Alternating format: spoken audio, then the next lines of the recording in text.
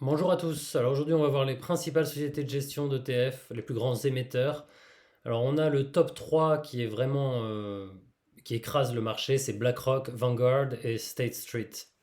Alors on oublie souvent, mais c'est State Street en réalité qui a inventé le premier ETF en 1993, le fameux SPY qui suit le SP500. On a le numéro 1 mondial actuellement qui est BlackRock avec la marque iShares, une personnalité Larry Fink connue du monde de la finance et des émetteurs d'ETF.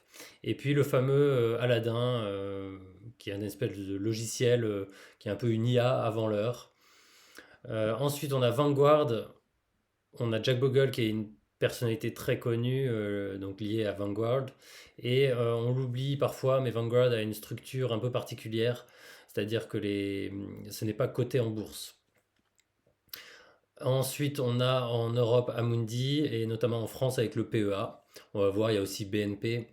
Alors Amundi a, on va dire, repris Lyxor. Donc Lyxor, c'était la Société Générale et Amundi, Crédit Agricole. Maintenant, il n'y a plus que Amundi. Invesco, qu'on retrouve notamment avec son ETF Nasdaq QQQ, qui est très connu, et qu'on retrouve aussi chez les courtiers. Ensuite, on a BNP Paribas. Alors, comme Amundi, on va pouvoir retrouver des ETF BNP, notamment sur le PEA. Et à noter que BNP Paribas a repris la branche ETF de AXA.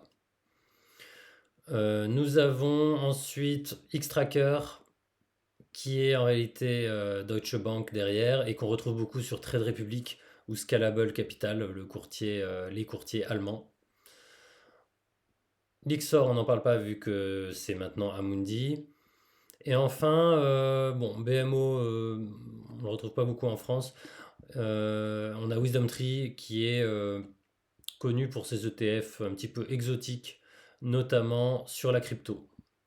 Voilà pour ce petit tour de piste aujourd'hui sur les principaux émetteurs d'ETF. Alors ce n'est pas exhaustif, il y en a beaucoup d'autres. Ne pas oublier donc les trois principaux qui vraiment écrasent le marché, iShare, Vanguard et SPDR. Je vous souhaite une excellente fin de matinée ou journée et je vous dis à demain.